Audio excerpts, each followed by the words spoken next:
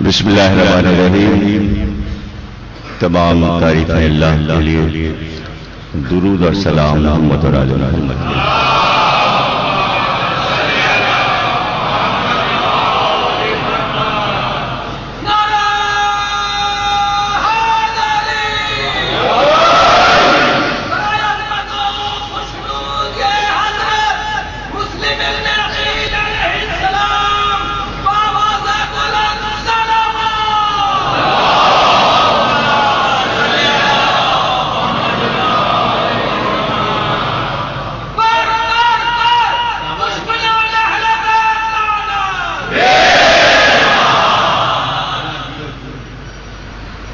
کل یوم شہادت مجلس 11 بجے قائم رضا صاحب کے گھر پہ آپ حضرات شرکت فرمائیں. سالانہ مجلس. آج کی مجلس کے بعد ماتمداری اور شبیہ تابوت کی زیارت ہے، اور اس کے بعد نظر ہے. شرکت فرما کے آپ حضرات پوری مجلس کے بعد تشریف لے جائیں. یہ تاریخ، دو تاریخیں ایک ساتھ ملی ہوئی ہیں غم کی. 8 ذی الحجہ مکے سے امام حسین کا سفر، اور 9 ذی الحجہ شہادت سفیر حسینی کی. ظاہر ہے کہ 9 ذی الحجہ کی مجلس شب میں نہیں ہوتی، اس لیے کہ عید کی شب لگ جاتی ہے.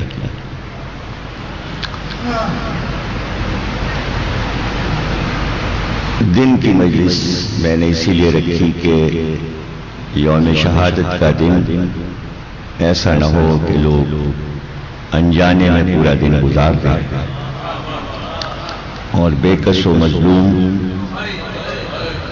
کے غم کو ہم عیدوں کی خوشیوں میں بھول جائیں.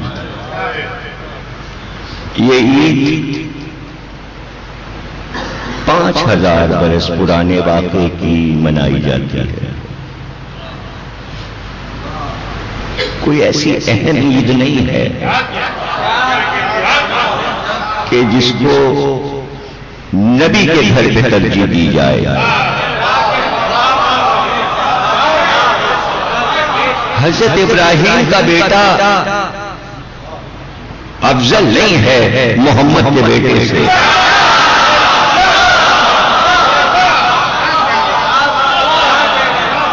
جب تک مسلمانوں کے یہ عقل نہیں آئے گی، برباد رہیں گے، ویران رہیں گے، اجڑے ہوئے رہیں گے، عاجز و پریشان رہیں گے. ساری آسائشوں کے باوجود بھی پرسکون نہیں ہے مسلمان، اور اس کی وجہ ہے صراط مستقیم کو چھوڑ دینا، صراط مستقیم سے ہٹ جانا. جتنی تاکید اس کام کے لیے پیغمبر نے کی ہے، اہل بیت کی محبت اسلام کے کسی رکن پر اتنا نہیں بولے، نہیں کی ہے تاکید. کسی چیز کا نام لے لو، کہا سب چیزوں کے لیے، لیکن زندگی کے ہر لمحے میں اصرار صرف اہل بیت کے لیے، صرف علی. لکھنا پڑا ڈاکٹر نذیر احمد کو کہ جس چیز پہ سب سے زیادہ اصرار تھا اسی پر دشمنی کے لیے آمادہ ہو. تو انہیں بڑی حیرت ہے اس بات. وہ کہتے ہیں اتنے مظالم کہ مظالم کی حد ہی نہیں. اس اصرار پہ کہ محبت کرنا تو مظالم بڑھا دی. تو وہ کہتے ہیں اگر رسول یہ کہہ جاتے کہ میرے بعد انہیں بہت پریشان کرنا، انہیں قتل کر دینا، انہیں برباد کر دینا، تو اس وقت اتنا ظلم نہ ہوتا کہ محبت کے تقاضے پہ اتنا ظلم ہوگا۔ محبت کے تقاضے پہ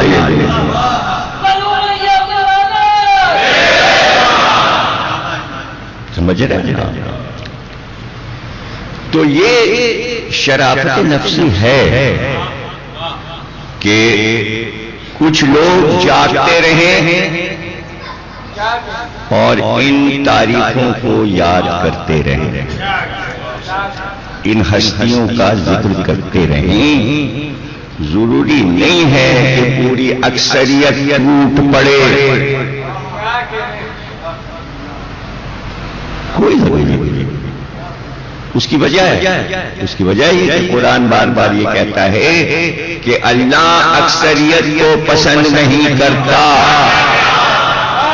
اللہ کو اکثریت پسند نہیں، اللہ کو اقلیت پسند۔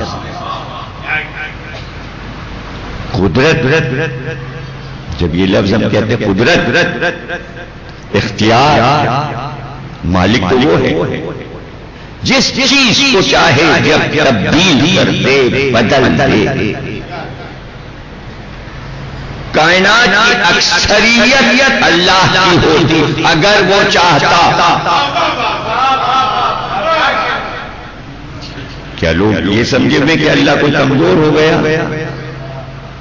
نمرود و شداد و حامان و فرعون کی طرف اگر اکثریت چلی گئی تو اللہ کیا مجبور ہو گیا؟ یہی تو سمجھنے کی بات ہے۔ وہ سب کو کنورٹ کر سکتا ہے اپنی قدرت سے، ایک سیکنڈ میں غرق کر سکتا ہے سب کو، جہنم میں پھینک سکتا ہے اور اپنی اکثریت دکھا سکتا ہے، اور انسانوں کو فنا بھی کر دے تو پوری دنیا کو اپنے ملائکہ سے بھر سکتا ہے، انسانی شکل میں نئی مخلوق پیدا کر سکتا ہے۔ قرآن میں بار بار کہتا ہے جب چاہو نئی مخلوق لے آؤ، تم کیا ہے، تم کیا ہو، تم کیا ہو۔ ان سارے اختیارات کے باوجود اتنا اقلیت پسند ہے کہ اسلام کا آغاز دو آدمیوں سے کر رہا ہے، محمد اور علی۔ اتنا اقلیت پسند ہے کہ اتنی بڑی طاقت عیسائیوں کے مقابلے میں 5 اشخاص کو بھیج رہا ہے۔ اتنا اقلیت پسند ہے کہ مسلمانوں کی فوج در فوج پھیلی ہوئی ہے سینکڑوں زمینوں تک اور میلوں تک، اور 72 کو کربلا میں پسند کر رہا ہے۔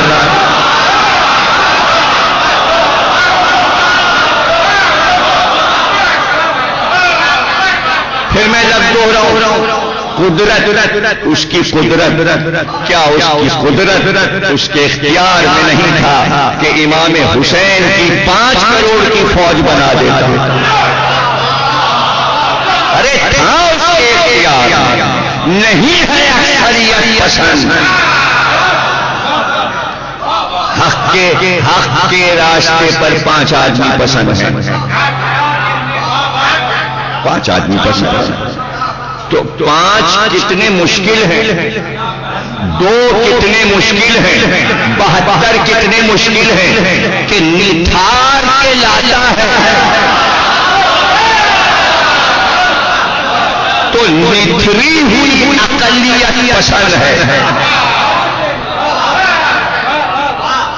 تو مجلس حسین کی مجلس حسین کہ ہر تاریخ کون یاد رکھ رہا ہے؟ 5 کو یاد ہے، اللہ کو پسند ہے، 10 کو پسند ہے، بہت اچھا ہے، 100 کو پسند ہے، بہت اچھا ہے، 200 ہے، اچھا۔ لیکن مجلس تو 2 آدمیوں سے بھی ہو جاتی ہے، مجلس تو اکیلے بھی ہو جاتی ہے۔ تو ہم ان بکروں کے اور گائے اور بچڑے کے چکر میں اتنی بڑی شہادت کو بھلا دیں۔ بنی اسرائیل بچڑے پوج رہے تھے، ہندو گائے کی پوجا کرتا تھا، یہ مسلمان کو کیا ہو گیا؟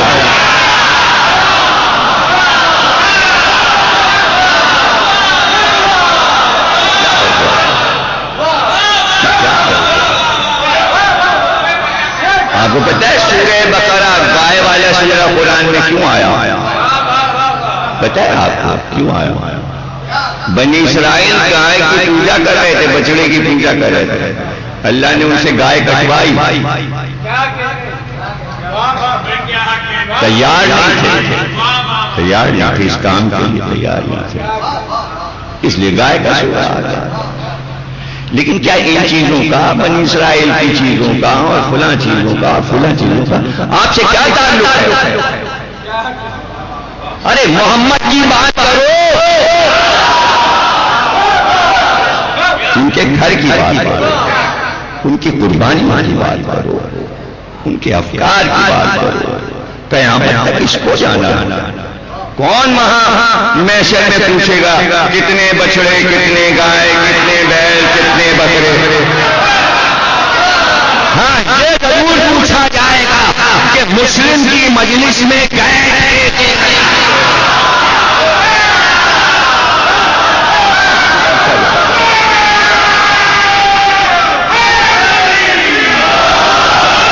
یہ پوچھا جائے گا۔ دیکھیے سمبل ہوتا ہے ایک بڑا سوال، اس کے پیچھے بس اللہ کہہ دیتا ہے یہ ایک سوال، اس کے پیچھے لاکھوں سوال پوچھے جائیں گے اسی سے متعلق۔ بس کہہ دیا اس نے قرآن میں ایک سوال کریں گے، ایک ہی سوال ہے اللہ کا محشر میں، ایک سوال، پورا قرآن ڈھونڈ ڈالیے، ایک سوال کریں گے خلقت سے، کیا؟ ولایت علی۔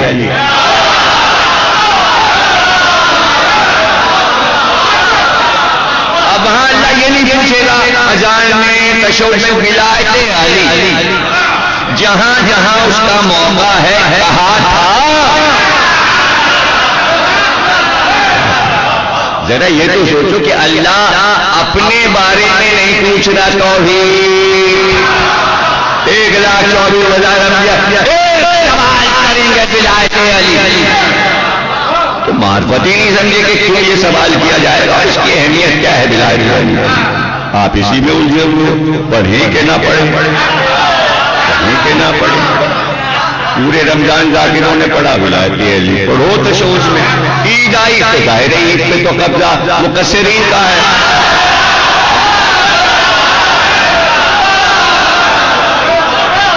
اچھا وہی مجمع جو یہاں سن کے گیا تھا کہ تشہد میں الحمدللہ پڑھنا چاہیے، وہی وہاں نماز پڑھ رہے تھے، ان سے انہوں نے کہا غلط، نہیں پڑھنا چاہیے، تو وہ ہماری بھی سنتے ہیں، ان کی بھی سنتے، قابل تعریف ہیں شیعہ، سب کی سن لیتے ہیں، بھائی سب کی سن لیتے ہیں، ٹھیک ہے ضمیر رکھ کر کہتے پڑھ لو، فرقان حیدر عابدی صاحب کہہ رہے تھے پڑھ لو، اور وہ فلاں صاحب کہہ رہے نہ پڑھو، تو بھائی نہ ہم ان کو ٹوکتے ہیں نہ ان کو ٹوکتے ہیں، جو آپ کا دل چاہے کہیے، جو آپ کا دل چاہے کہے، تو سب کی سن لیتے ہیں، اور چونکہ دو کان ہیں،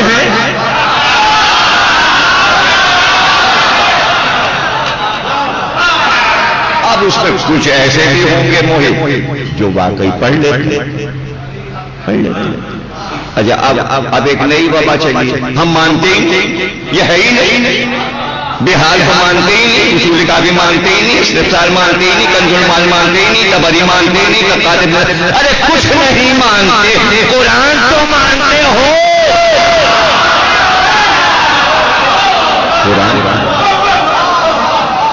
قرآن تو مانتے ہو، کسی کتاب میں ہو یا نہ ہو ہمیں نہیں معلوم، قرآن کا حکم ہے تشہد میں علی ولی اللہ پڑھو، قرآن میں ہے شہادتین، اور عربی کے قاعدے کے متعلق آپ کو پتا ہے کہ 3 تک جمع ہے شہادتہ، تو اس میں جو شہادتیں 3 شہادتیں چھپاتے ہیں اللہ ان سے لعنت کرتا ہے، تو اس سے بھی لعنت کرتے ہیں۔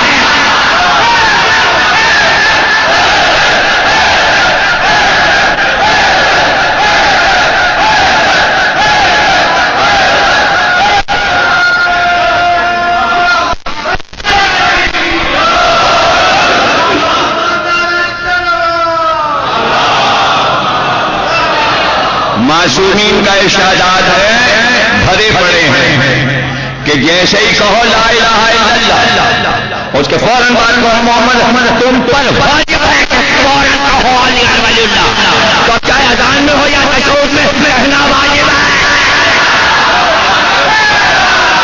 کہنا واجب ہے۔ ہم تو کہتے رہیں گے، ہم تو کہتے رہیں گے، اسی لیے کہتے رہیں گے کہ ایک آیت نہیں ہے قرآن، قل کفی باللہ شہیدا بینی و بینکم ومن عندہ علم الکتاب، اے رسول ان کافروں سے کہیے کہ آپ کی رسالت پر دو گواہ کافی ہیں، ایک اللہ ہے ایک علی ہے، ایک اللہ ہے ایک علی ہے، تو جو رسالت کی گواہی دے رہا ہے اور اللہ اس گواہی کی گواہی دے رہا ہے، تو کوئی گواہی توحید کی پوری کیسے ہوگی اگر علی نہ ہو؟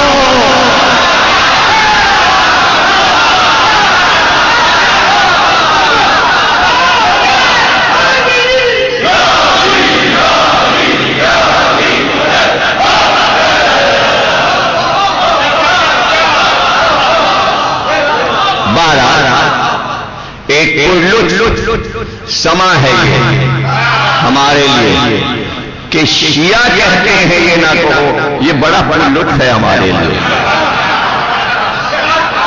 ہم برا نہیں مانتے، ہمیں غصہ نہیں آتا، ہم خوش ہوتے ہیں، ہم مسکراتے ہیں، ہمارے دل میں باغ کھلتے ہیں۔ کہا تو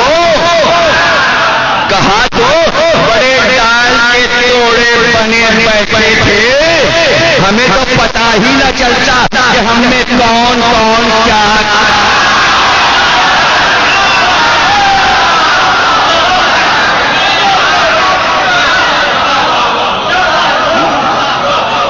دشمن، دیکھیے ایسا دشمن جو سخت ترین دشمن ہو، جس سے آپ محبت کرتے ہیں، جسے آپ رہنما مانتے ہیں، اس کو اگر سمجھنا ہے تو کٹر دشمن سے پوچھیے، کٹر دشمن سے پوچھیے۔ دشمن کہہ رہا ہے کوفے میں بیٹھ حسین کبھی یہی بیعت نہیں کریں گے، دشمن کہہ رہا ہے اور دلیل دے رہا ہے دشمن، دلیل سنیں گے تو آپ دنگ ہو جائیں گے۔ دشمن کہہ رہا ہے ہمیں یقین ہے حسین کبھی یزید کی بیعت نہیں کریں گے۔ لوگوں نے کہا کس طرح کہتے ہو کہ نہیں کریں گے؟ اس لیے کہ حسین کے سینے میں علی کا دل دھڑکتا ہے۔ پتہ چلا نا باپ نے کسی کی بیعت کی تھی، نہ بیٹا یہ تھا ماحول کو لوگ جب تک نہیں سمجھیں گے تو آج کی تاریخ تو آپ کے سمجھ میں نہیں آئی، سمجھ میں آئی۔ اتنی مضبوط حکومت بنا لی تھی بنی امیہ نے، اور چونکہ شام میں بنائی تھی، شام کی اکثریت عیسائیوں کی، تو اب عیسائی عوام کو قبضے میں رکھنے کے لیے ان کے بڑے آدمی کو قبضے میں رکھنا تھا، اس کا نام تھا سر جون، سب سے بڑا مشیر تھا، اور بڑھتے وقت معاویہ نے کہا تھا یزید جب مصیبت آئے تیرے اوپر اور معاملہ حکومت کا حل نہ ہو رہا ہو، سر جون سے مشورہ کرنا۔ سلیب لٹکائے رہتا تھا سر جون گلے میں، سر جون نے ہی مرتے وقت اپنی سلیب اتار کر مرحوم ہونے والے کے گلے میں لٹکا دی، یہ کہہ کے یہ تعویذ ہے، اس سے شفا ہوگی، اور رسول اللہ نے کہا تھا نہیں مرے گا جب تک گلے میں سلیب نہ لٹک جائے۔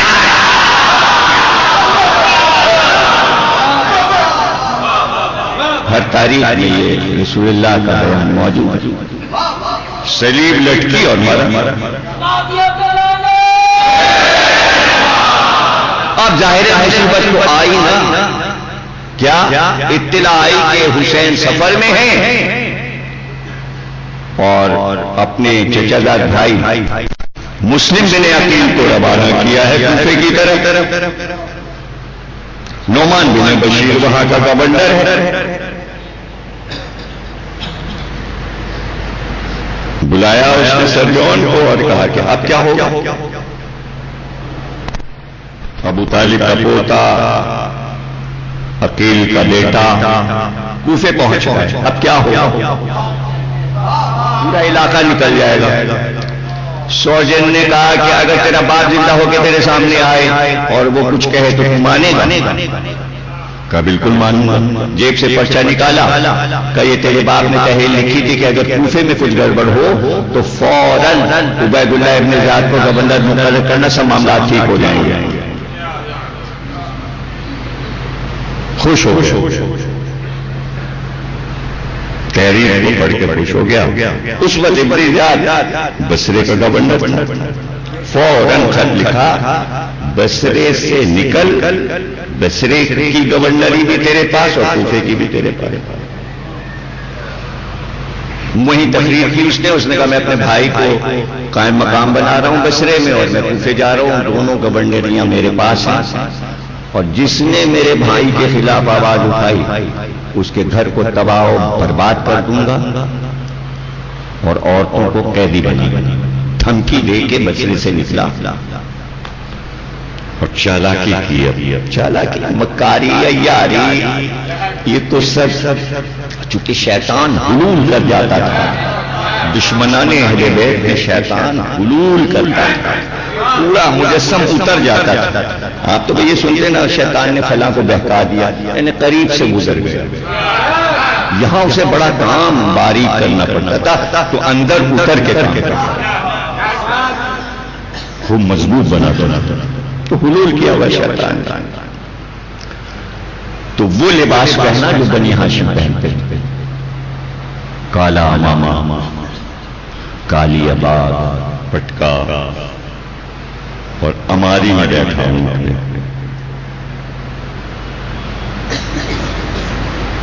اور ظاہر شکل تو بس جو لکھی اتنا بدصورت تھا، اتنا بدصورت لکھا ہوا، اتنا بدحیت کہ تاریخ نے لکھا ہے کہ شکل دیکھ کے گھن آئی، سور اور کتے سے مشابہ تھی شکل۔ یہ تمام تاریخیں اچھا کوئی یہ کہ بھئی تاریخ ابو الفدا اور تاریخ طبری اور طبقات ابن سعد، ایک کہاں آپ گھومتے پھریں گے؟ ایک چھوٹی سی کتاب بتاتا ہوں، اسے ضرور پڑھیے، اس میں بہت سی باتیں آپ کو ایسی ملیں گی میٹر کہ آپ خوش ہو جائیں گے۔ کتاب کا نام ہے خلافت اور ملوکیت، مصنف ہیں مولانا ابو الاعلی مودودی، امیر جماعت اسلامی۔ جو کچھ پڑھ رہا ہوں یہ میں خلافت اور ملوکیت سے پڑھ رہا ہوں، ایک ایک لفظ، اور یہ پورا چیپٹر انٹرنیٹ پہ پڑا ہوا ہے خلافت اور ملوکیت کا، کمپیوٹر کھولیے اور پڑھ لیجیے، جب ہے موجود کتاب بھی ہے، لے آئیے بازار سے پڑھ لیجیے۔ وہ دھجیاں اڑائی ہیں مولانا مودودی نے ابن زیاد کی اور اس کے باپ زیاد کی، کیا کتاب پڑھ کے پورا شجرہ لکھا ہے مولانا مودودی نے خلافت اور ملوکیت کیا، باپ اور بیٹے دونوں کا۔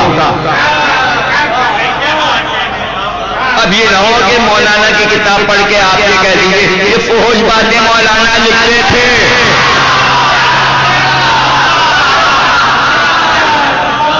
ارے بھائی یہ تاریخ ہے، سب لکھا جاتا ہے۔ فحش لفظ آپ نے سن لیا، آپ کو اس کے معنی نہیں معلوم، اس کے معنی نہیں۔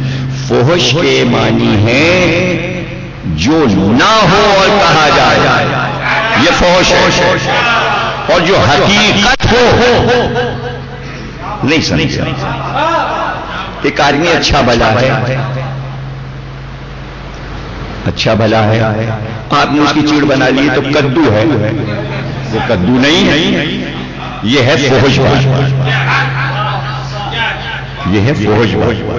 نہیں سمجھ، ایک آدمی بیمار نہیں ہے، آپ نے کہی تو بیمار ہے شکل سے، مریض نہیں ہے، دونوں آنکھیں آپ نے کہا اندھے ہو، یہ فحش ہے۔ اور اگر واقعی اندھا یا کانا ہے اور آپ نے کہا یہ فحش نہیں، یہ فحش نہیں۔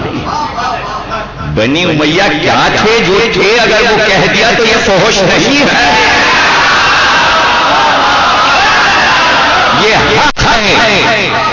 اور یہ قرآن کی آیت سورہ نون والقلم کی 13ویں آیت ہے، اتل بعد ذالک زنیم، زنیم اسے کہتے ہیں جو بد نسلہ ہے، اور قرآن کہتا ہے جو رسول کے دربار میں بدتمیزی کرے وہ زنیم ہے۔ پڑھیے سورہ نون والقلم، اور 13 معنی زنیم کے لکھیں۔ ہم نے تو ایک ایسا لفظ کہہ دیا جو ادب کا ہے، لیکن ادب عالیہ کے جو الفاظ ہیں وہ لغت میں دیکھیے گا تو بڑا لطف ہے۔ ادب عالیہ،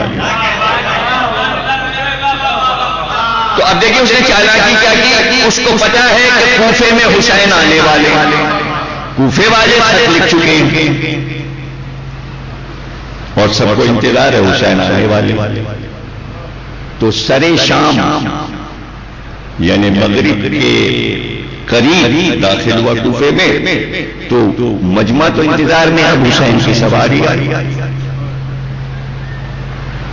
یہ ہماری لے کے داخل ہوا، مجمع کہہ رہا ہے فرزند رسول مرحبا، فرزند رسول مرحبا، سب حسین سمجھ رہے۔ کوفے کے عوام ایسے تھے کہ کوئی پہچان، کوئی چیز، کچھ ایسی عقل مندی والی بات نہیں کہ دیکھ لیتے کہ اس سماری میں ہے کون، بس سمجھیا حسین آئے تو آ گئے۔ آپ دیکھیے کمکلی، دیکھیے کہ سنا تو ہوگا کہ اکیلے نہیں آئے ہیں، پورا کارواں چل رہا ہے، پورا خاندان چل رہا ہے، تو پتہ چلا معرفت نہیں تھی۔ اگر معرفت ہوتی تو ادھر ادھر دیکھ کے کہتے عباس کدھر ہے، علی اکبر کدھر ہے۔ اب سمجھے اتنا ہم عزاداری میں اتنا زور کیوں دیتے ہیں، یہ عباس ہے یا علی اکبر ہے، تاکہ محشر میں جب حسین کی سواری آئے تو کہیں ابن جان کو نہ سمجھ لیں۔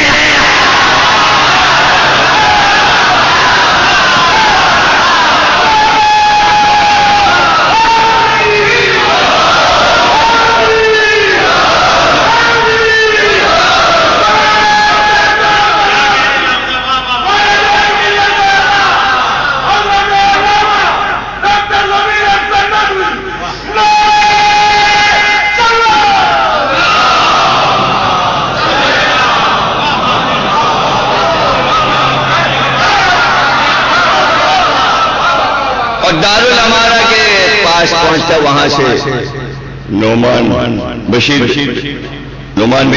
جا کے کہتا ہے فرزند رسول دارالامارہ میں گھسنے کی کوشش مت کیجیے،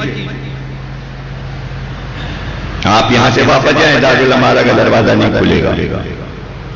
اور وہ جو 40,000 کا مجمع پیچھے اس کے آ رہا تھا، فرزند رسول معاذ اللہ سمجھ کے اب کیا کریں، ابن زیاد نے ہماری سے اپنے منہ سے نقاب ہٹائی اور کہا میں ہوں، تو پھر اس نے پہچانا کہ یہ تو عبید اللہ ابن زیاد ہے۔ اب کیا کریں، جلدی سے دروازہ کھولا اور اندر ہی گھس گیا۔ تو مجمع نے کہا لعنت، یہ تو عبید اللہ ابن زیاد تھا، ہم سمجھے تھے حسین ابن علی۔ ایسے احمق کوفے والے آپ برا نہیں مانیں گے، پکی بات کیجیے تو ایک بات کہوں گا، آپ شامل نہیں ہوں گے اس میں، یہ میں وعدہ کرتا ہوں۔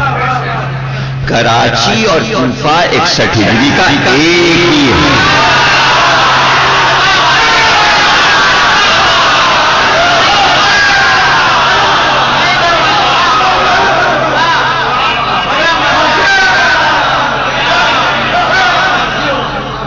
زرداری صاحب آئے تو اتنا ہی مجمع، نواز شریف صاحب آ گئے تو اتنا ہی مجمع، اور عمران خان آ گئے تو اتنا ہی مجمع، چودھری افتخار آ گئے تو انتظار میں باہر اتنا ہی مجمع۔ یہ ہے کیا؟ یہ ہے کیا؟ یہ معاملہ کیا ہے؟ یہ سمجھ سے باہر ہے۔ تو کیا کوفے میں سب شیعہ رہتے تھے؟ اب جملہ تو سنیے، کراچی میں کیا سب شیعہ رہتے ہیں؟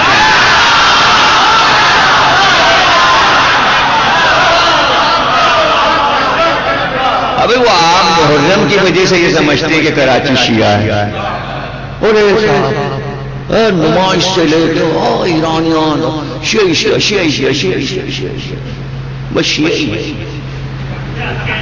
یہ خوش فہمی دے کے وہ آواز آئی سنی کی، انہوں نے بتایا کہ سنی بھی ہیں لولو کھیل کے، شاہی نواب صاحب نے بتایا۔ اجازت شیعہ سمجھتے ہیں شیعہ، حالانکہ اس جلوس میں سنی بھی ہوتی ہے، جوڑتے ہی نہیں سنیوں کو۔ اس دن عاشور کے دن، چہلم کے دن سنیوں کو شیعہ جوڑتے ہی نہیں۔ وہ تو جب بم کا دھماکہ ہوا تو مرنے والے زیادہ سنی تھے، تو پتہ چلا لوگوں کا اچھا وہ جنگ کا صحافی بھی تھا، فہیم، اس کے بچے بھی مرے، اور وہ ساجد کی بھاوج بھی تھیں، اور وہ بھی تھیں، وہ بھی سنی، انہوں نے سبیل لگائی ہوئی تھی، وہ تبرک بانٹ رہے تھے، وہ تبرک بانٹ نہیں تھے، ارے وہ سب سنی کر رہے تھے۔ اچھا سنی آتے ہیں جلوس میں، بھئی یہ باتیں نہ اس کی شرح کی ضرورت ہے، مختصر یہی تھی کوفے والوں کی بات۔ جب چاہتے تھے کوفے والے برا نہ ماننا، جب چاہتے تھے کوفے والے شیعہ بن جاتے تھے، جب چاہتے تھے سنی بن جاتے تھے۔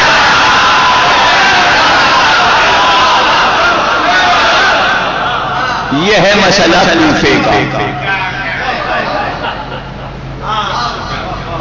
کیوں ایسا کیوں کرتے تھے؟ اس لیے کرتے تھے کہ بھائی کراچی میں تو پھر بھی کچھ سروسیں نکل آتی ہیں، کچھ کام دھندا ہو ہی جاتا ہے۔ کوفے میں کوئی کام دھندا ہی نہیں تھی، انتظار میں بیٹھے کوئی لڑائی ہو تو سپاہی بنا کے بھیجا جائے تو پیسے ملے، تنخواہ ملے اور مال غنیمت ملے۔ وہ تو انتظار میں بیٹھے، اسی لیے تو امام حسین کو خط لکھا تھا، بہت دن سے کوئی لڑائی نہیں ہوئی، انکم نہیں ہو رہی، حسین لڑیں گے تو تنخواہ یا حسین دیں، اور نہیں حسین دیتے تو پھر ہم یزید کے پاس چلے جائیں گے، وہاں تو تنخواہ ملے گی۔ جیسا پیچھے پیچھے حسین کے پیچھے پیچھے لشکر بناؤ تنخواہیں دو، امام حسین نے کیوں آ رہے ہو؟ یعنی حسین بتانا چاہ رہے تھے جو میں اپنے سپاہی لے کے آیا ہوں یہ تنخواہ دار نہیں ہے۔ جب انہوں نے دیکھا حسین نے واپس کر دیا تو سب ابن جہاد کے پاس پہنچ گئے، جھولیوں میں پتھر بھر کے وہی کربلا میں آ گئے۔ یہ نہیں پتا وہ شیعہ تھے کہ سنی، ہم کو نہیں پتا، ہمیں نہیں پتا۔ آج کے شیعوں سے رسول اللہ کے دور کے شیعہ، علی کے دور کے شیعہ، امام حسن کے دور کے شیعہ، 10ویں امام کے دور کے شیعہ، امام مہدی کے شیعہ، سب کو ملایا نہ کیجیے۔ 61 کے شیعوں کو سمجھیے کہ 61 کے شیعہ کون ہیں۔ 61 سے شیعوں کی پہچان بتا رہا ہوں۔ سن 61 ہجری میں اس کو شیعہ کہتے تھے جو علی کو چوتھا خلیفہ نہ مانے، غدیر والا پہلا مانے۔ ارے پوری مملکت علی کو چوتھا مانتے تھے، اس کے شیعہ کوئی بھائی نہیں، کل 72 نکلے جو علی ولی اللہ۔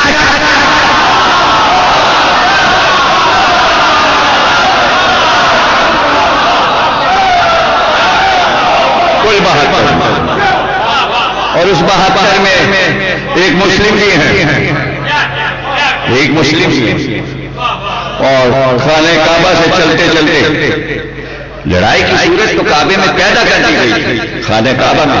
ابھی حج پورا نہیں ہوا، حج کا دن 9 ذی الحج ہے، اور فرزند رسول 8 ذی الحج کو دعائے عرفہ پڑھ کے نکل رہے ہیں اور عرفات میں پہنچ گئے. لوگ حیران فرزند رسول کیوں جا رہے ہیں حج کو چھوڑ کہ تمہیں نہیں پتا یہاں اس سال حاجی نہیں آیا, سپاہی آئے ہیں.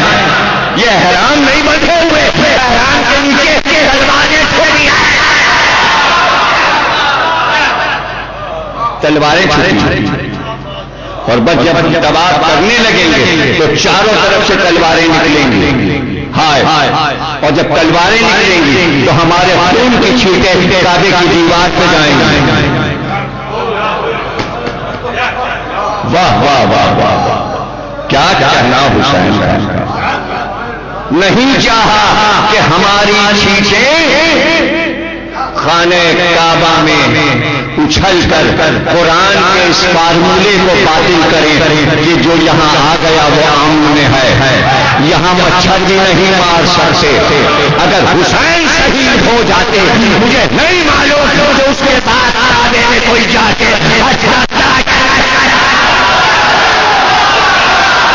مجھے نہیں پتا.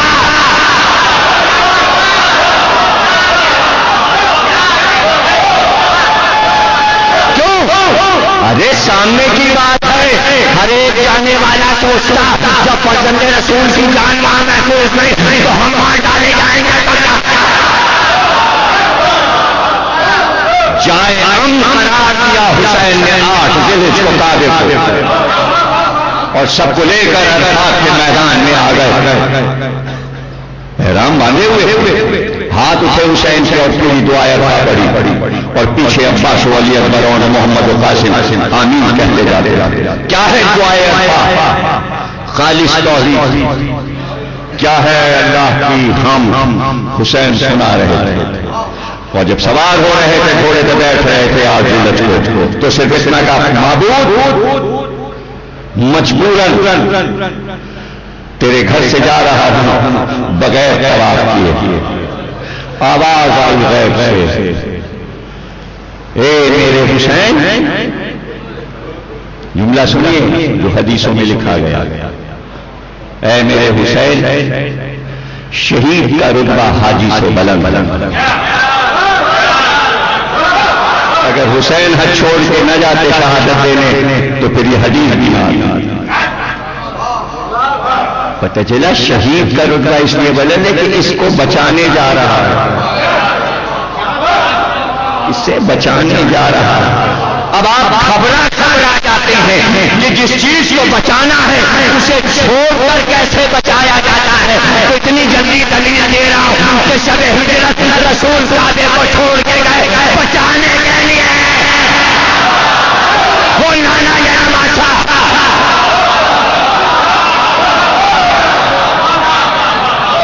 انہوں نے ہجرت کر کے کعبے کو بچایا مکے سے. نواسے نے ہجرت کر کے بچایا کعبے, بچا ہوا ہے, محفوظ ہے, کوئی خطرہ نہیں ہے. جب تک ظہور مہدی نہ ہو اس وقت تک کوئی کعبے کو ہاتھ نہیں لگا سکتا ہے. محفوظ کر دیا حسین.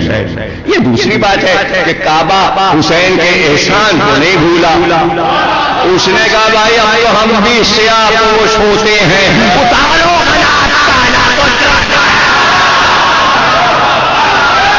ہم سوگوار ہو رہے ہیں.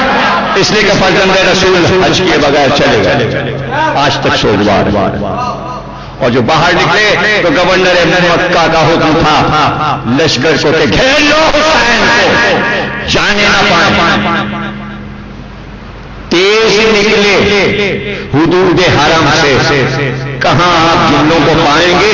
میں تو بہت تیز جا رہا ہوں, کتنی بابا کریں گے آپ, کہاں سے کریں گے. میں خود ہی پہلے بابا کر لیتا ہوں پھر جملہ کہتا ہوں, اندر بابا کہہ لیتا ہوں پھر جملہ کہہ دیتا ہوں. میں سن ہی نہیں رہا ہوں کہ آپ کیا کہہ رہے ہیں اور کیا سن رہے ہیں. حسین جلدی حدود حرم سے نکلے اس لیے کہ پتا تھا لشکر آ رہا ہے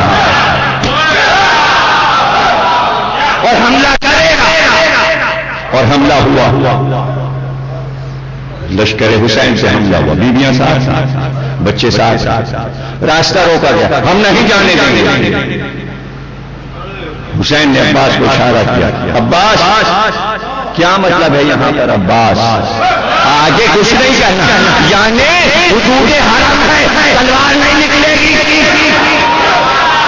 تلوار نہیں نکلے گی، اور اشارہ اس بات کی دلیل ہے کہ سب سمجھ گئے، تو سب نے ہاتھوں میں تازیانے لے لیے، کوڑے لے لیے، اب سب کے ہاتھ میں کوڑے، اور اس طرح کوڑے چلائے فضا میں کہ گھوڑے الٹ گئے، گھوڑے الٹ گئے۔ حسین نے کہا کون راستہ روکے گا؟ جاؤ گورنر سے کہہ دو نبی کا نواسا جا رہا ہے کعبہ چھوڑ دو، اور وہ قافلہ جا رہا تھا، اور یہ حسرت سے دیکھ رہے تھے کہ حکم یزید پر ہم عمل نہ کر سکے، نکل گیا قافلہ، بڑھتا گیا بڑھتا گیا، اور پھر وہ منزل آئی مسلم، یہ خطائیں ہیں، 4000 یہ ہیں، 4000 یہ ہیں، تم جاؤ، یہ خط میں لکھ رہا ہوں، میں اپنے معتمد کو بھیج رہا ہوں، میں اپنے بھائی کو بھیج رہا ہوں، اس کے ہاتھ پر تم نے اگر بیعت نہیں تو میرے ہاتھ پر بیعت نہیں، یہ اللہ کا صالح بندہ ہے۔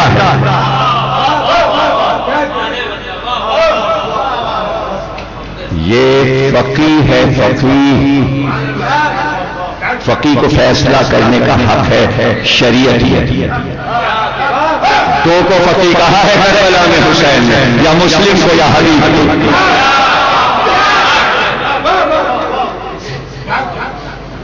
اے مرد فقیہ، حضرت حبیب ابن مذاہب کے خط میں لکھا، چلے مسلم، دو بچے ساتھ، زوجہ سے رخصت ہوئے، دو بچے زوجہ کے ساتھ، محمد اور ابراہیم کو خود لے کے بیٹے ساتھ آگے بڑھے تھے کہ ایک منزل سے واپس ہوئے۔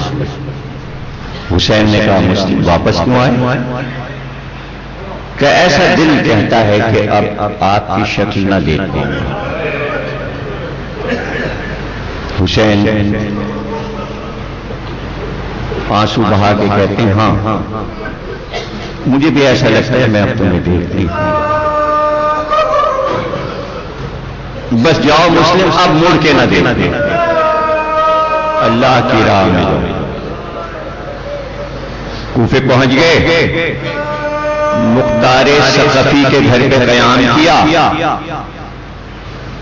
اور مولا علی اور رسول اللہ کے جتنے پرانے اصحاب تھے سب آ گئے۔ پہلی ہی نماز کے بعد مسجد کوفہ میں 40,000 کوفیوں نے مسلم کے ہاتھ پر بیعت کی، اور اب مختار کے گھر سے ہانی کے گھر میں مسلم آ گئے، اور ایسے ابن زیاد آ گیا کوفے میں،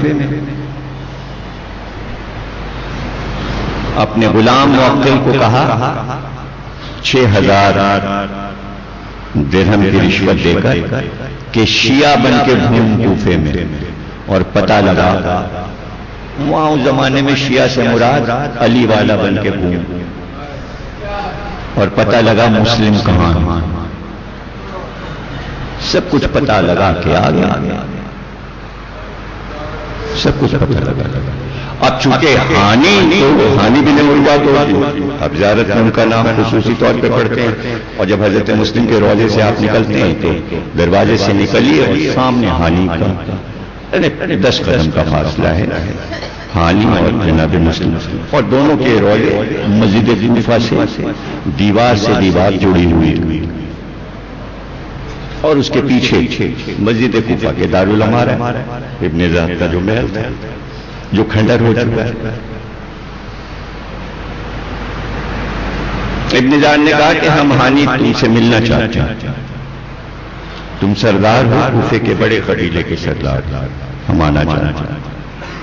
ہانی نے حضرت مسلم سے کہا یہ موقع بہت اچھا ہے، وہ آ رہا ہے، آپ حجرے میں بیٹھے، اور جب میں اپنے سر سے امامہ اتار کے رکھوں تو آپ نکلیے گا، اور نکل کے قتل کر دیجیے گا ابن زیاد۔ آیا بات چیت ہوئی، انہوں نے امامہ اتار دیا، لیکن حضرت مسلم باہر نہیں آئی۔ جب ابن زیاد چلا گیا تو ہانی نے کہا آپ نے ایسا کیوں نہیں کیا؟ کہ تمہیں نہیں پتا حدیث رسول سب کو نہیں یاد رہتی، گھر والوں کو یاد رہتی۔ حدیث رسول ہے کہ مومن کا کام نہیں ہے کہ دشمن کو دھوکے سے قتل کرے، وہ بے خبر بغیر مقابلے کے ہم لوگ کسی کو قتل نہیں کرتے جب تک وہ مقابلہ آ جائے۔ میں پیچھے سے آ کے باہر نہیں کر سکتا، میں اپیل کر لیتا ہوں۔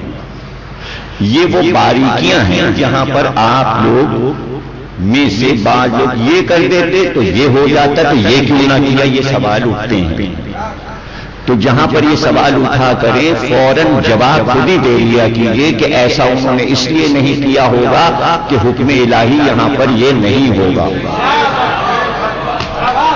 یہ ہر زندگی کی سانس میں تابع تھے حکم الہی اور حکم رسول کے، کوئی عمل زندگی کا ایسا نہیں ہے جو انہوں نے کیا ہو جو حکم اللہ اور رسول کے خلاف۔ اس میں پوری زندگی گزاری، ورنہ تو کیا فاتح نہیں بن سکتے تھے، تو کیا وہ کوئی مقبول خلیفہ نہیں بن سکتے تھے، تو کیا نہیں بن سکتے تھے، اور بادشاہ نہیں بن سکتے تھے، سب کچھ بن سکتے تھے۔ لیکن یہ سب کچھ بننے نہیں آئے، حکم الہی کی پوری دنیا میں نشر و اشاعت کرنے آئے تھے اپنے عمل سے، اپنے عمل سے۔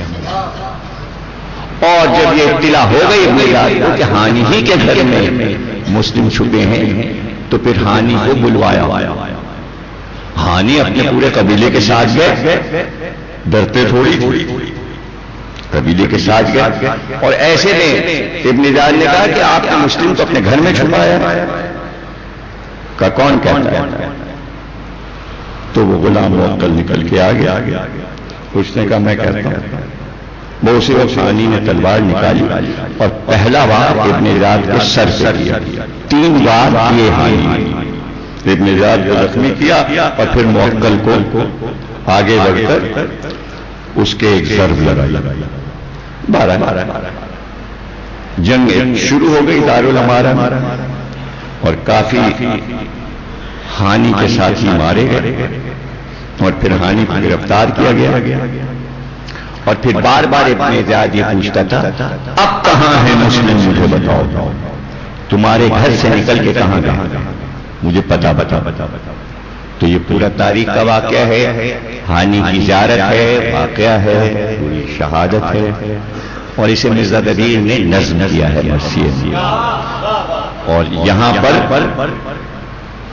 جو جواب دیا ہے ہانی نے ابن زیاد کو کہ دشمن کو مسلم کا پتہ بنا، اور اس کے بعد جو مصرع چھٹا مصرع بن کر دیا ہے وہ پڑھتا ہوں، جو ہر سال پڑھتا ہوں کہ ہانی نے ابن زیاد سے کہا مر جانا کے بیٹے، تجھے مر جانا ہے، مر جانا کے بیٹے تجھے مر جانا۔ ایک مصرے میں پورا شجرہ ابن زیاد کا بتا دیا مرزا دبیر نے۔ مختار نامے میں تفصیل سے پڑھتا ہوں، جب مختار نامہ پڑھوں گا تو شرابی کر دوں گا، آج تو شہزادے کی مجلس سے آگے نکل جاؤں۔ ہانی کا سر کاٹ کے ابن زیاد نے دارالامارہ سے باہر پھینک دیا تاکہ دہشت پھیل جائے۔ دہشت پھیل گئی کوفے میں، اس لیے کہ اتنے بڑے سردار کا سر کاٹ لیا۔ اب ظاہر ہے کہ مسلم جہاں بھی جائیں گے انہیں پتا ہے کہ جس طرح ہانی مارے گئے ہیں میں کسی جگہ بھی قیام کروں گا تو اس کی بھی موت لکھی ہے۔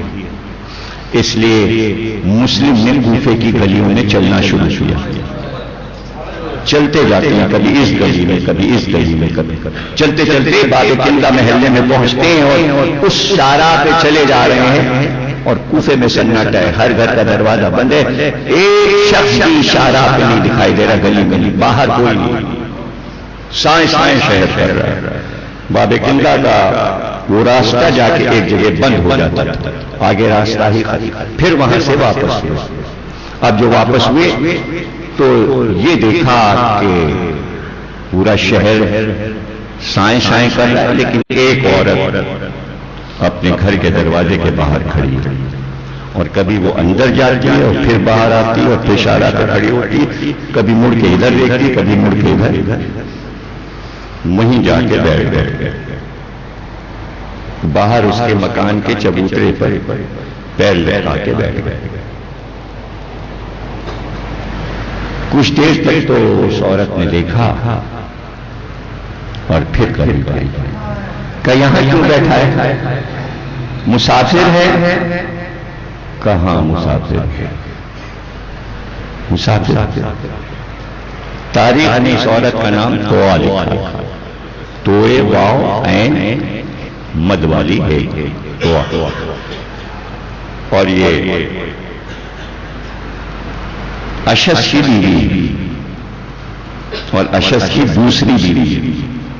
پہلی بیوی سے جو بیٹے ہیں ان کے نام ہیں محمد ابن اشس، قیس ابن اشس، عبداللہ ابن اشس، اور اس سے جو بیٹا ہے اس کا نام ہے بلال ابن اشس، اور بلال دارالامارہ میں ملازم، ابن زیاد کا ملازم، مطلب جو بھی آئے گورنر ہو کے اس کا ملازم۔ کہ تو کس کا انتظار کرے گا؟ میں اپنے بیٹے کا انتظار کروں، بہت دیر ہو گئی، پورا شہر سائیں سائیں کر رہا ہے اور حالات شہر کے صحیح نہیں، میرا بیٹا اب تک دارالامارہ سے واپس نہیں آیا، اس کا انتظار کر، لیکن تم یہاں کیوں بیٹھے ہو؟ کہاں میں مسافر ہوں، یہاں میرا کوئی گھر نہیں ہے، میرا کوئی گھر نہیں۔ کہ تجھے پتہ ہے زمانہ کتنا پورا شوب ہے، مسلم کو ڈھونڈا جا رہا ہے، تو اس طرح یہاں بیٹھے تو میرے گھر کو خطرہ ہے، اس لیے یہاں سے اٹھ جا۔ کہ اٹھ جاؤں گا لیکن تھوڑا سا پانی پلا دے، صبح سے میں نے پانی نہیں پیا،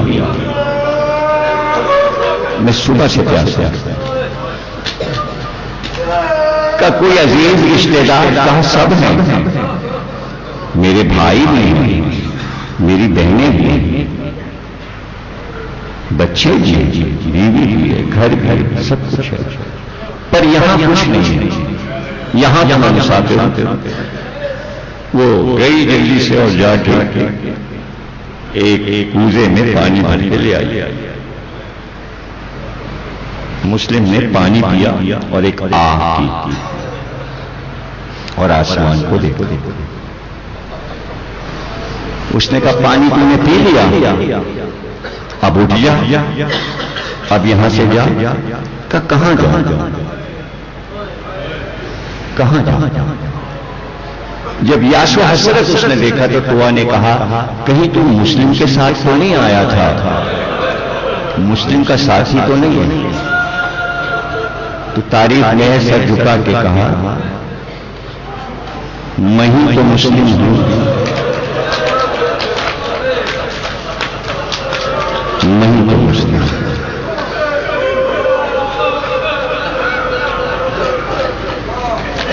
ایک بار بھاگ کر گھر میں گئی، اندر جا کے ایک حجرے کا دروازہ کھولا، بستر بچھایا، اس پہ تکیا رکھا، قریب میں ٹھنڈا پانی رکھا، مصلی رکھا اور بھاگتی ہوئے آئی کہ شہزادے میں نے سب انتظام کر دیا، آئی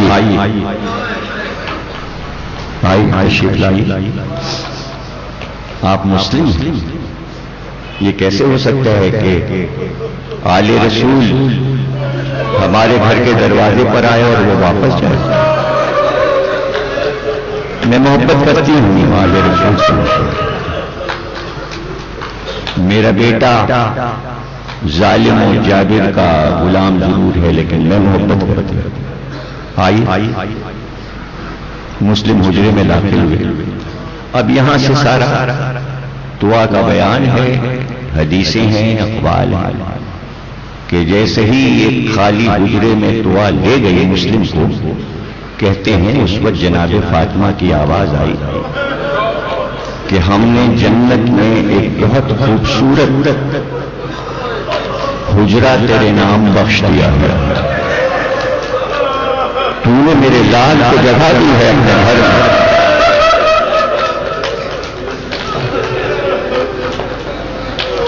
اور یہاں سے توآ کے بیانات ہیں کہ پوری رات اس حجرے سے جو فصیح و بلیغ تلاوت کی آواز تھی، دعاؤں کی آواز تھی، رات بھر مسلم نے عبادت میں گزاری، مصلی پر ہی رہے، اور رات کو جب بلال آیا گھر اور اس نے حجرے میں روشنی دیکھی اور ماں سے پوچھا کون ہے؟ کہ تو مت جا ماں، بیٹے سے کہا تو مت دے، اپنے کام سے رہ، سو جا، تھک کے آیا، نہیں میں دیکھوں گا۔ سمجھ گیا کہ ماں نے مسلم کو مان کیا۔ صبح ہونے سے پہلے ابن زیاد کو خبر پہنچا دی میرے گھر میں ہے مسلم۔ بس بھائی تقریب ہو گئی اور میں نے آپ کو رحمت دی، 5-10 منٹ کی رحمت ہے اور تابوت برآمد ہوگا، ماتم ہوگا۔ نقی صاحب بھی تشریف لے آئے ہیں، ذل رضا صاحب بھی 2-3 شعر نوحے کے پڑھیں گے، ماتم کریے گا، فرصہ دیجیے گا، اور یہی آپ کا تو امتیاز ہے کہ آپ ہر موقع پر تعزیت ادا کر دیتے ہیں۔ یہ آپ کے لیے بہت بڑا نامہ اعمال کا ایک نورانی آپ کے پاس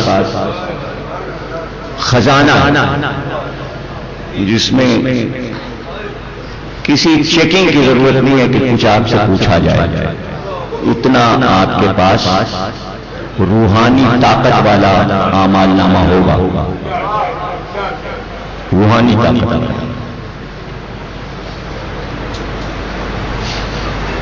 صبح ہوئی، پونے پڑی تھی، سرخی تھی، سورج نہیں نمودار ہوا تھا کہ توا کے گھر کے چاروں طرف سے گھوڑوں کے ٹاپوں کی آواز، اسلحے کی جھنکار۔ اب توا کہتی ہے کہ جس وقت گھوڑوں کے ٹاپوں کی آواز آئی تو اس وقت میں اس شہزادے کا چہرہ دیکھ رہی تھی کہ جس پہ سرخی چھا رہی تھی اور ایک بحالی آ رہی تھی، چہرہ سرخ ہو رہا تھا۔ اور پھر وہ کہتی ہے کہ جو شان میں نے دیکھی ہے اس وقت کہ رات کو عبادت کے لیے مسلم سب چیزیں اتار چکے تھے، زیرہ پہنے تھے، جوشنین پہنے تھے، کمر میں تلوار تھی، کمر میں پٹکا تھا، پشت پہ سپر تھی، سب کھول کے رکھ دیا تھا۔ وہ کہتی ہے پہلی بار میں نے کسی ہاشمی جوان کو سپاہی پھر سے بنتے دیکھا، اور جیسے جیسے زیرہ بستر پہن کر، جوشنین پہن کر اب جو سپاہی نے کمر میں تلوار لگائی تو وہ کہتی ہے میں مسلم کی شجاعت دیکھتی رہ گئی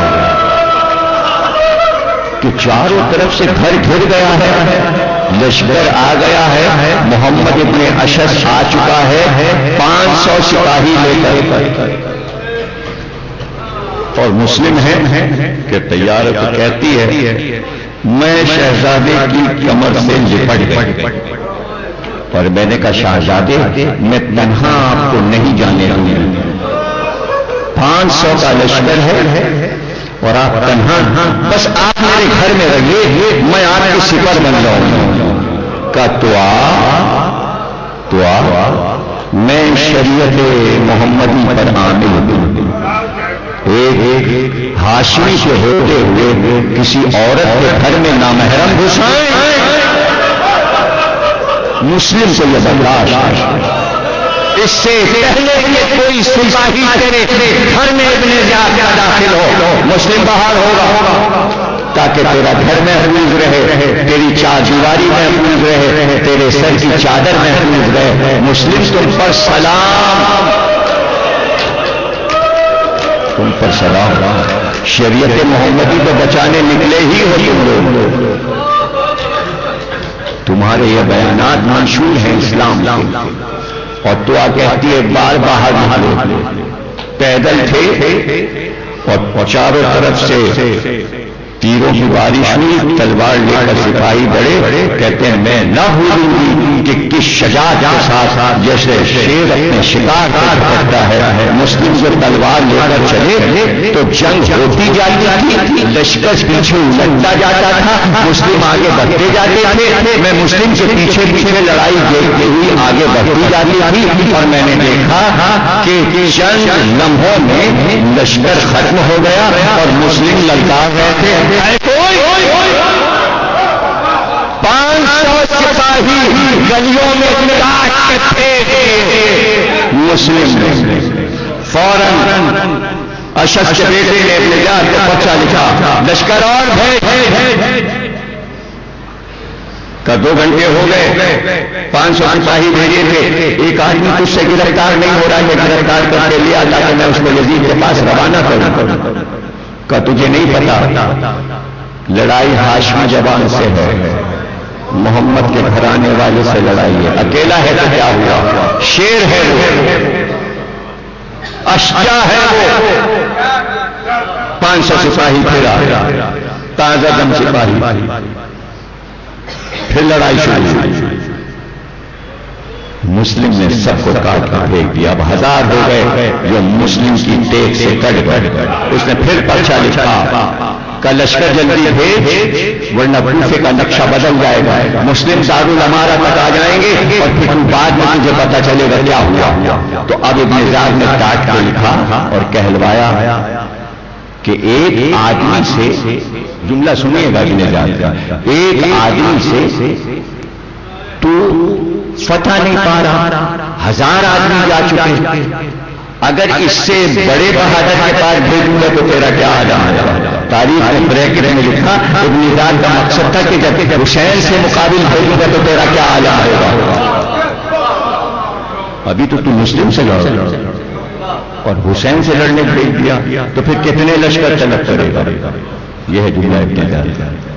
لیکن اب انتظام سب تھا، اب لوگ چھتوں پہ چڑھ گئے اور وہاں سے آگ کے گولے بنا بنا کے پھینک، گولوں میں مٹی کا تیل ڈالتے اس میں آگ لگاتے، پورا گولا مسلم کی طرف پھینکتے، چاروں طرف سے پتھر مارتے، نوکیلے بڑے بڑے پتھر چاروں طرف سے مارتے، کئی منزلوں پہ چھتوں پہ لگے ہوئے وہاں سے مار رہے تھے، نیچے لشکر تھا، لیکن جب مسلم نے دیکھا کہ مقابل لشکر بھی آ رہا ہے، لشکر بھی آ رہا ہے اور اوپر سے بھی حملہ ہو رہا ہے، تو تاریخ نے لکھا، پڑھ لیجیے گا تاریخ طبری، مقتل ابی مخنف، اور اگر بہت لیٹسٹ ابھی جلدی ہو دیکھنے کا حوالہ تو ابھی 110 رسالہ آیا رضوان زیدی کا، اس میں عابد قنبری مولانا نے مضمون لکھا ہے حضرت مسلم پہ، تیسرے صفحے پہ لکھا ہوا ہے یہ جملہ جو میں پڑھ رہا ہوں، اور وہ مقتل ابی مخنف کا جملہ ہے کہ سپاہی کو کمر سے پکڑ کے پٹکے سے گھوڑے سے اٹھاتے اور اٹھا کے ایک ہاتھ سے 2 منزل پر پھینکتے، اور جب وہ اوپر جاتا تو 5 کو لے کے اڑتا تھا۔ یہ ہے تاریخ، اور یہ ایک مقتل نے نہیں لکھا، 45 مقاتل نے لکھا ہے کہ اس طرح لڑا۔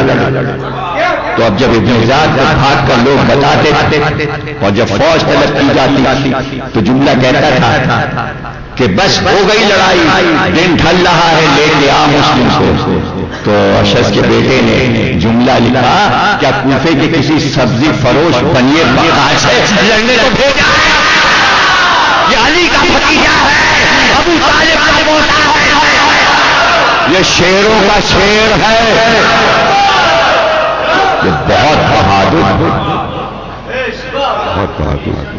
آپ کو پتا ہے کہ بہادری کی دلیل میرے پاس نہیں ہے کہ آج 1400 سال کے بعد میں مسلم کی بہادری کی دلیل اپنے بچوں کو سناؤں، بس یہ سمجھ لیجیے کہ حضرت علی نے صفین کے 2.5 لاکھ کے لشکر کو 3 حصوں میں بانٹا تھا، ایک میمنہ تھا، ایک میسرہ تھا، ایک قلب لشکر تھا۔ میسرے پہ امام حسن اور امام حسین تھے، لیکن میمنے پر حضرت مسلم تھے۔ قلب لشکر میں محمد حنفیہ تھے، لیکن میں سرے میمنے پر مسلم ابن عقیل، اتنا اعتماد تھا مسلم کی شجاعت کے مولا علی۔ تو کتنے ہیں بہادر مسلم کہ حدیثوں میں ہے کہ عقیل کو دیکھ کر رسول اللہ کی آنکھ میں آنسو آ جاتے تھے اور کہتے تھے عقیل تم سے محبت جو ہے نا مجھے وہ دو وجہ سے، ایک تو اس لیے کہ ابو طالب تم سے بہت محبت کرتے تھے، اور دوسری وجہ تم سے محبت کی ہے کہ تمہارا بیٹا کربلا میں 61 ہجری میں میرے حسین کی مدد کرے، میرے حسین کا ناصر۔ تو مسلم کے سارے حالات رسول اللہ نے بتا دیے تھے، مولا علی کو بھی، جناب عقیل کو بھی، امام حسین کو بھی سب کچھ معلوم تھا۔ اور پھر وہ سازشی ذہن یہاں تک آئے کہ ایک گڑھا کھودا جائے اور اس پہ خس و خاشاک جھاڑیاں ڈال دی جائیں، ایسا لگے کہ راستہ ہے، اور اس طرف لڑتے ہوئے سپاہی بڑھتے جائیں، جب گڑھے کے قریب پہنچے دو حصوں میں بٹ جائیں، اور مسلم جب آگے بڑھیں تو وہاں گڑھے میں گر جائیں۔ اور ایسا ہی کیا، گڑھا کھود کے اس کو پاٹ دیا اور لشکر پیچھے ہٹتا گیا، اور مسلم جب وہاں تک پہنچے تو اس گڑھے میں گر گئے۔ جب گڑھے میں گر گئے تو اب میں بیان نہیں کر سکتا، اور نہ میرے پاس لفظوں کی طاقت ہے، اس لیے کہ مسلم گڑھے میں تھے اور سپاہیوں نے اپنے نیزے چاروں طرف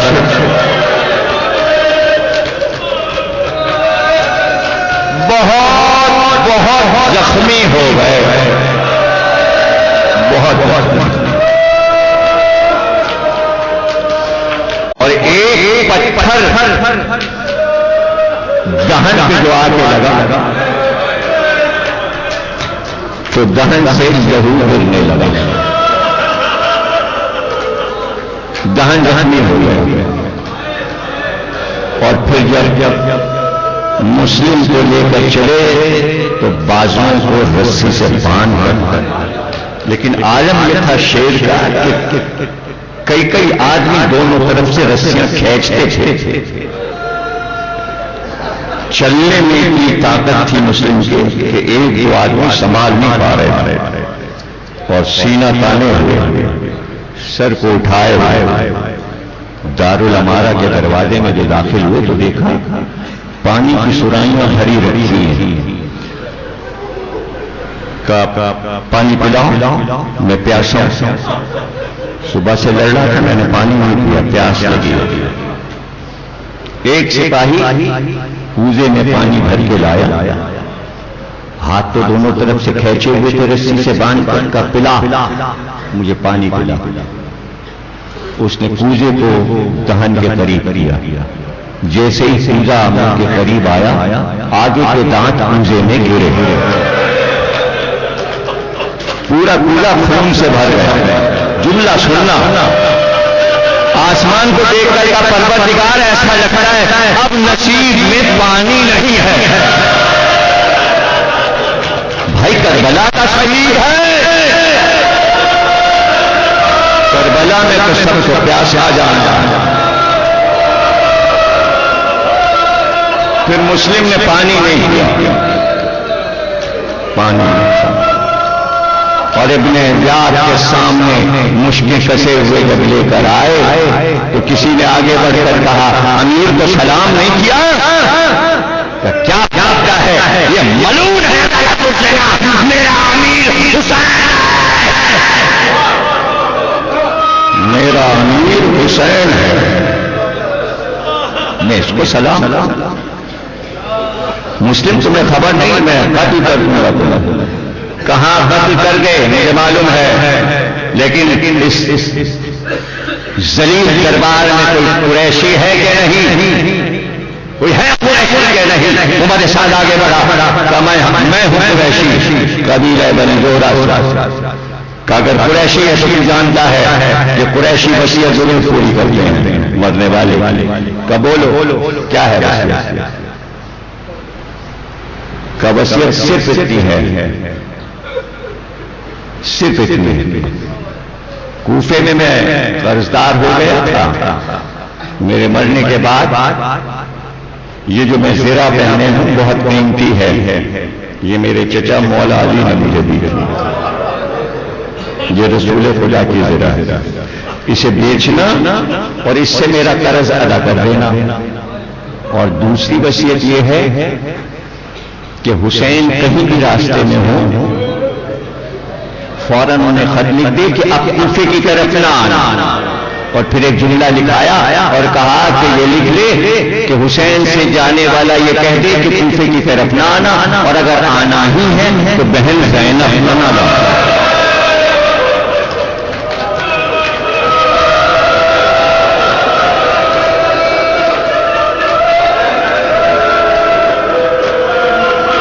تیسری وصیت یہ ہے کہ میرے دو چھوٹے شہزادے میرے ساتھ تھے، کل عید کا دن ہے، کل وہ یتیم ہو جائیں گے تو ان کے سر پہ ہاتھ رکھ کے کہنا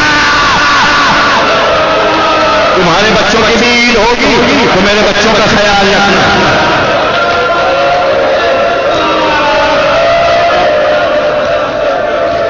اب دونوں بچوں کی شہادت میں صبح کی مجلس میں 11 بجے پڑھوں گا، اور ہر سال دن کی ہی مجلس میں شہزادوں کی شہادت پڑھتا ہوں۔ اس وقت تقریر ختم ہو گئی اور تابوت برآمد ہوگا۔ بکر قاتل کا نام ہے، مسلم کو لے کر چلا دارالامارہ کی چھت ابن زیاد نے کہا اوپر لے جا کے سر کو قطع کرو اور وہاں سے لاش کو پھینک دو، سر کو دارالامارہ کے دروازے پہ لٹکا دو۔ شیر کی طرح زینے طے کرتے ہوئے مسلم پر پہنچے اور ایک بار مسلم کو گرا دیا گیا۔ اللہ، اب میں کیا پڑھوں بھائی، میں کیا پڑھوں؟ آپ یہ منظر تو پرسوں دیکھیں گے نا کہ کس طرح قربانی کو گرایا جاتا ہے۔ ارے خنجر پھیرنے کے لیے یہ منظر تمہارے لیے تماشا ہے، کیسے مسلم کو گرایا گیا گھٹنوں کے بعد،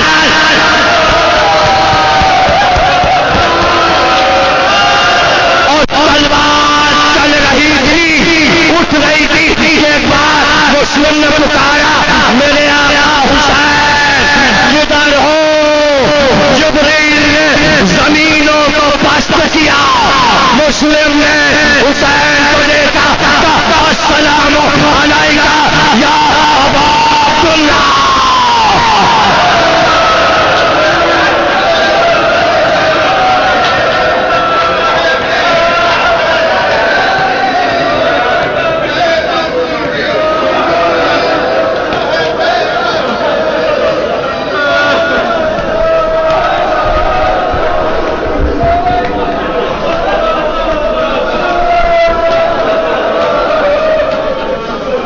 نام لالا سے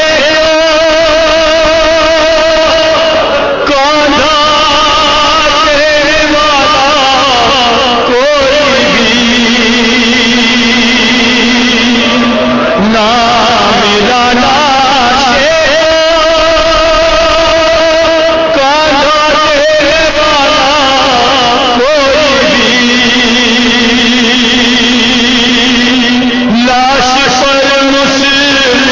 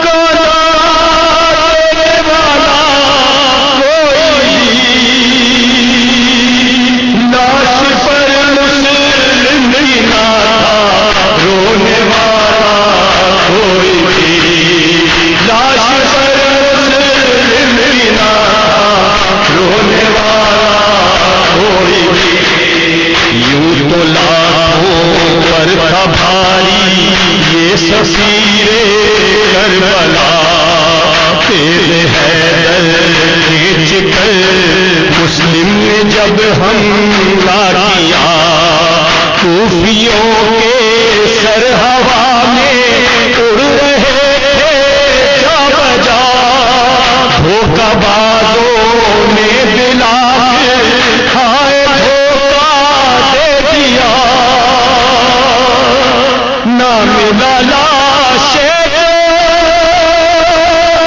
کا دینے والا کوئی بھی،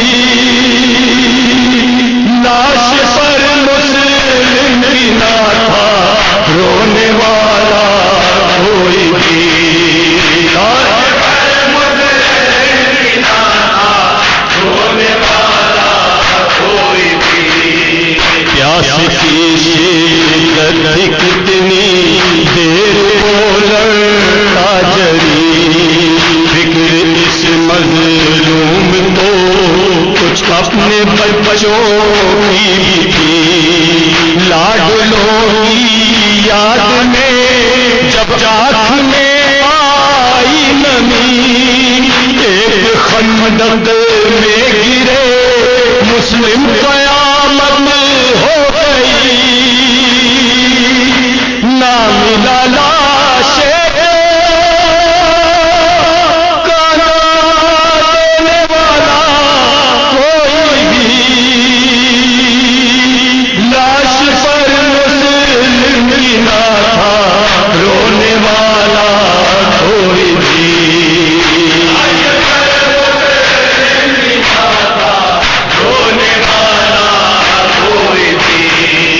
کوئی پتھر مارتا تھا کوئی تلواروں سے نہ بڑھ رہی تیر کی مسلم کی جانب آندھیاں، اہل کوفہ خوف سے بند کر چکے کھڑکیاں، کوئی بھی راضی نہ تھا دیتا جو مسلم کو امان،